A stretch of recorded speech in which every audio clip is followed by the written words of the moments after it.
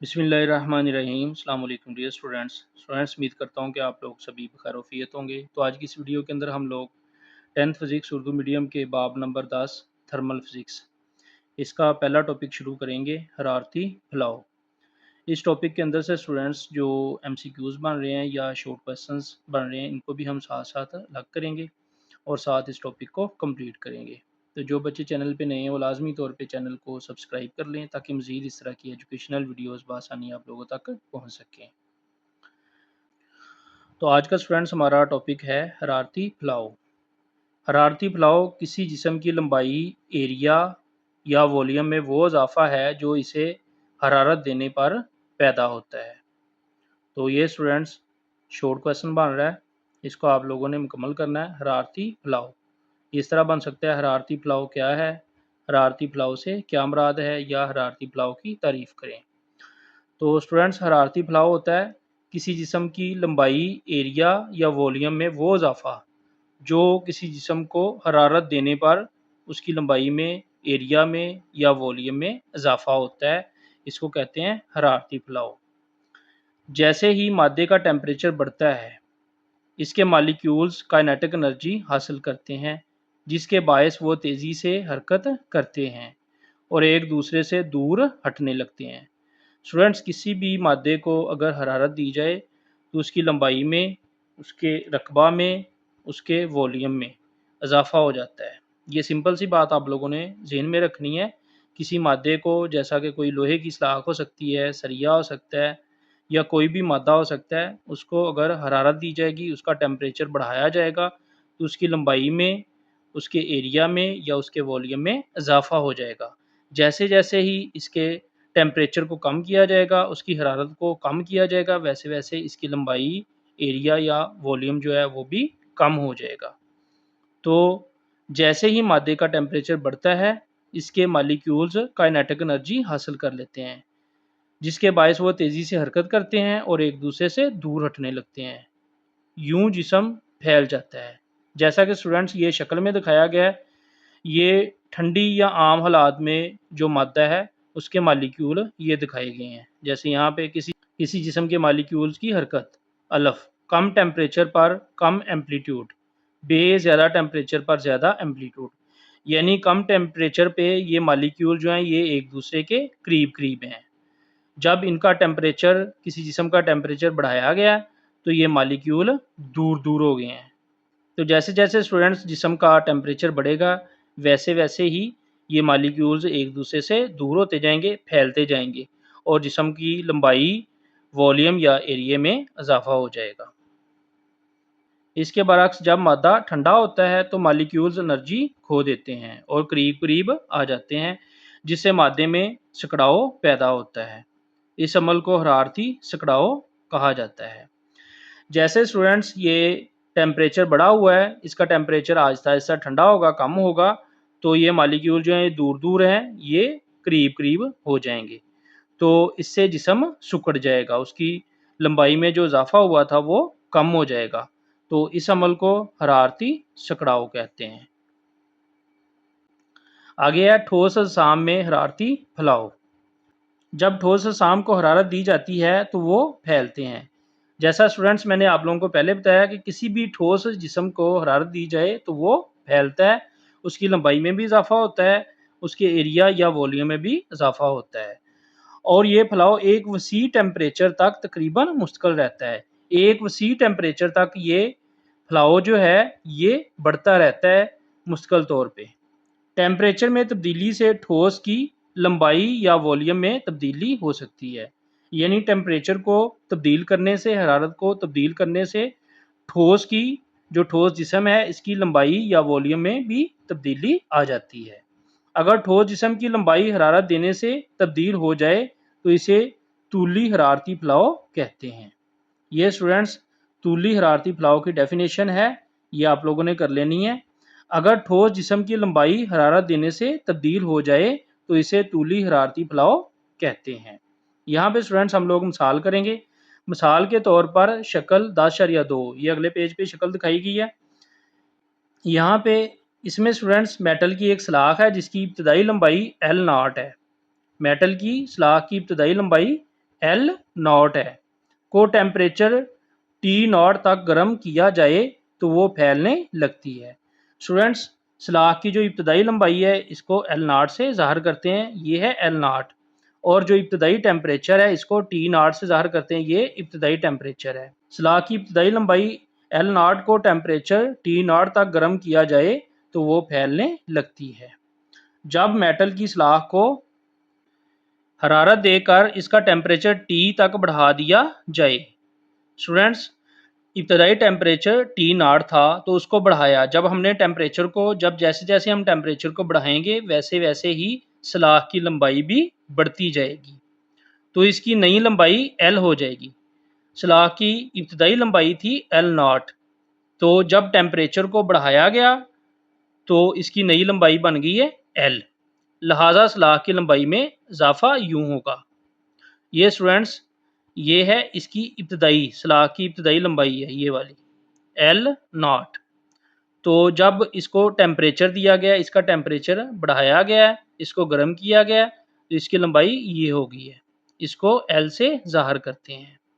तो इसकी लंबाई में फ़र्क आ जाएगा, इसकी लंबाई तब्दील हो जाएगी, इसकी लंबाई ज़्यादा हो जाएगी। ठीक हो गया, लिहाजा सलाख की लंबाई में इजाफा यूं होगा। तो स्टूडेंट, सलाख की लंबाई में होने वाले इजाफे को हम डेल्टा एल से ज़ाहिर करते हैं। इसकी इब्तदाई लंबाई एल नाट थी जो कि थोड़ी है, जब इसको गर्म किया गया तो इसकी लंबाई में इजाफा हो गया, तो इसकी लंबाई बन गई एल। पहले एल नाट थी, फिर ये हो गई एल। तो इसकी लंबाई में होने वाली तब्दीली को इस फार्मूले की मदद से मालूम करेंगे। डेल्टा एल होता है लंबाई में तब्दीली, बराबर बाद वाली लंबाई यानी आखिरी लंबाई जो टेम्परेचर देने के बाद बढ़ने के बाद जो लंबाई है ये वो वाली एल माइनस एल नाट यानी इब्तदाई लंबाई। और टेम्परेचर में इजाफा यूं ज़ाहिर किया जाता है। ये स्टूडेंट्स टेम्परेचर में तब्दीली यानी डेल्टा टी, और ये आखिरी टेम्परेचर है जो ज़्यादा से ज़्यादा टेम्परेचर था जो सलाख को दिया गया, और ये इब्तदाई टेम्परेचर है। तो डेल्टा टी बराबर आएगा टी माइनस टी नॉट। मुशाहदा किया गया है कि ठोस जिस्म की लंबाई में तब्दीली इसकी इब्तदाई लंबाई और टेम्परेचर में तब्दीली के बराह रास्त मुतनासब होती है, यानी इब्तदाई लंबाई को टेम्परेचर देने से उसकी लंबाई में तब्दीली आती है, उसकी लंबाई बढ़ती जाती है। इब्तदाई लंबाई को जब टेम्परेचर जितना ज़्यादा टेम्परेचर दिया जाएगा उसकी लंबाई में उतनी ही ज़्यादा तब्दीली आएगी। तो इस तरह स्टूडेंट्स इब्तदाई लंबाई और टेम्परेचर में तब्दीली बराह रास्त मुतनासिब होती है।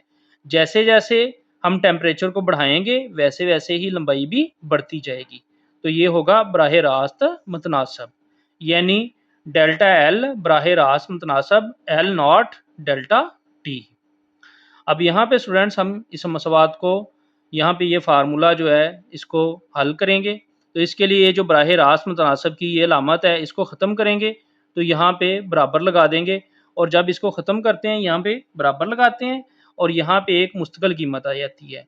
तो मुस्तकिल कीमत यहाँ पे आएगी अल्फ़ा, ये है कोफिशेंट, तूली फलाव का कोफिशेंट। ये स्टूडेंट्स है तूली फलाव का कोफिशेंट, लंबाई का कोफिशेंट। अगर किसी जिस्म की लंबाई में इजाफा हो रहा हो तो वहाँ पे अल्फ़ा ये इस्तेमाल होता है। अगर वॉल्यूम में तब्दीली आ रही हो तो वहाँ पे कोफिशेंट इस्तेमाल करना हो तो उसको बीटा से ज़ाहिर करते हैं। अगर लंबाई में तब्दीली आ रही हो तो फिर उस कोफिशेंट को हम अल्फ़ा से ज़ाहिर करते हैं, अल्फ़ा लगाते हैं। ठीक हो गया जी।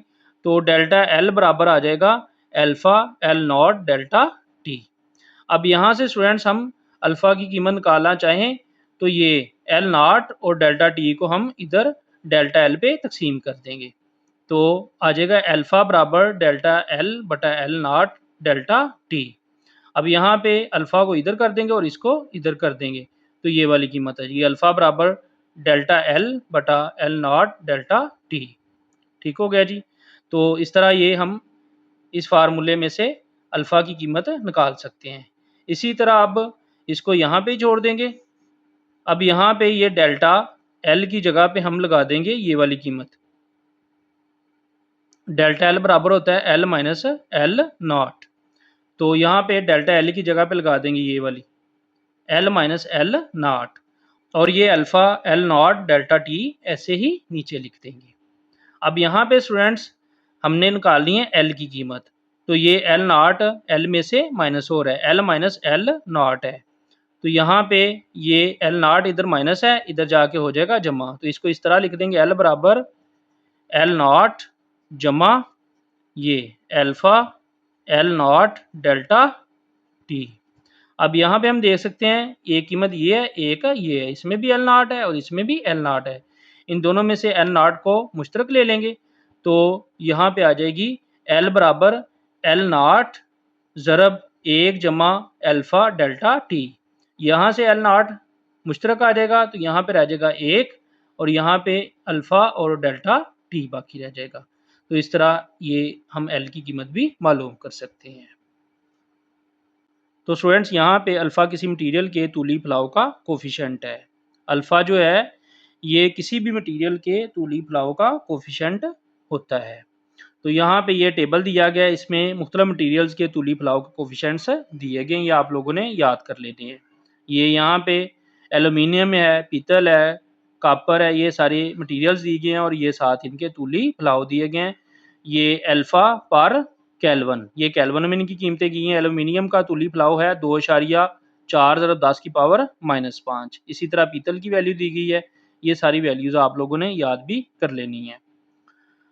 तो नेक्स्ट यहाँ पे स्टूडेंट्स हम आगे चलते हैं। ठोस जिस्म का वॉल्यूम भी टेम्परेचर बढ़ने पर बढ़ जाता है, इसे वॉल्यूम का थर्मल फ्लो कहा जाता है। जैसे स्टूडेंट्स किसी जिस्म का टेम्परेचर बढ़ाया जाए तो उसकी लंबाई में इजाफा हो जाता है, इसी तरह ही किसी जिस्म का टेम्परेचर बढ़ाया जाए तो उसके वॉल्यूम में भी इजाफा हो जाता है, वॉल्यूम भी बढ़ जाता है। फ़र्ज़ करें कि किसी जिस्म का इब्तदाई वॉल्यूम वी नॉट है और इसका टेम्परेचर टी नॉट है। जब इसे नए टेम्परेचर टी तक गर्म किया जाता है तो इसका नया फार्मूला यूँ होगा, जैसे ये था, ये वाला फार्मूला एल वाला, ये डेल्टा एल बराबर एल माइनस एल नॉट। इसी तरह यहाँ पे एल की जगह पे आ जाएगा वी, ये डेल्टा वी यानी वॉल्यूम में तब्दीली बराबर V minus V naught. V यहाँ पे है आखिरी वॉल्यूम यानी हरारत देने के बाद वाला वॉल्यूम, और ये इब्तदाई वॉल्यूम है वी नॉट। इसी तरह और टेम्परेचर में इजाफा, ये टेम्परेचर में तब्दीली बराबर आखिरी टेम्परेचर माइनस इब्तदाई टेम्परेचर। तो यहाँ पे स्टूडेंट्स तूली फलाव की तरह वॉल्यूम में फलाव भी इब्तदाई वॉल्यूम और टेम्परेचर में तब्दीली के बराह रास्त मुतनासब होता है, यानी डेल्टा वी बराह रास्त मुतनासब है वी नॉट डेल्टा टी। तो इसको स्टूडेंट्स यहाँ पे ये बराह रास्त मुतनासब की जो अलामत है इसको ख़त्म करेंगे, तो यहाँ पे बराबर लिखेंगे और यहाँ पे एक मुस्तकल आएगा, इसको यहाँ पे इस जगह पे हम लिखेंगे बीटा। वॉल्यूम के लिए स्टूडेंट्स जो तब्दीली है वहाँ पे मुस्तकल इस्तेमाल होता है बीटा और लंबाई के लिए इस्तेमाल होता है अल्फ़ा, ये आप लोगों ने याद रखना है। तो यहाँ पे आ जाएगा डेल्टा वी बराबर beta v naught delta T. अब यहाँ पे स्टूडेंट्स डेल्टा वी की कीमत लगा देंगे। डेल्टा वी की कीमत है ये वी माइनस वी नॉट। तो यहाँ पे स्टूडेंट्स डेल्टा वी की कीमत लगा दी, वी माइनस वी नॉट बराबर beta v naught delta T. अब यहाँ पे स्टूडेंट्स वी की कीमत मालूम करनी है, तो उसके लिए ये वी नॉट को बराबर की दूसरी साइड पे ले जाएंगे। तो इस तरह ये वी बराबर ये v naught minus beta v naught delta t आ जाएगा। अब ये दो कीमतें हैं वी नॉट और ये माइनस सॉरी जमा, यहाँ पे जमा है। तो अब यहाँ पे स्टूडेंट्स ये दो कीमतें हैं वी नॉट जमा beta v naught delta T, तो इन दोनों में से ये वी नॉट मुश्तरक ले लेंगे। तो इस तरह ये वी बराबर वी नॉट ज़रब एक जमा बीटा डेल्टा टी आ जाएगा। यहाँ से वी नॉट को मुश्तरक लेंगे तो यहाँ पे एक रह जाएगा, और यहाँ से ये वी नॉट को मुश्तरक लेंगे तो ये बीटा और डेल्टा टी आ जाएगा यहाँ पे। तो इस तरह मसावात बन जाएगी वी बराबर वी नॉट ज़रब एक जमा बीटा डेल्टा टी। यहाँ बीटा किसी जिस्म के वॉल्यूम में फलाव का कोफिशिएंट है, जो ये बताता है कि कोई ठोस जिस्म टेम्परेचर बढ़ने पर कितनी मकदार में फैलता है। मुख्तलिफ ठोस मटीरियल्स के बीटा की कीमतें मुख्तलिफ होती हैं, यानी कुछ ज़्यादा और कुछ कम फैलते हैं। कुछ मटीरियल्स ज़्यादा फैलते हैं और कुछ कम फैलते हैं।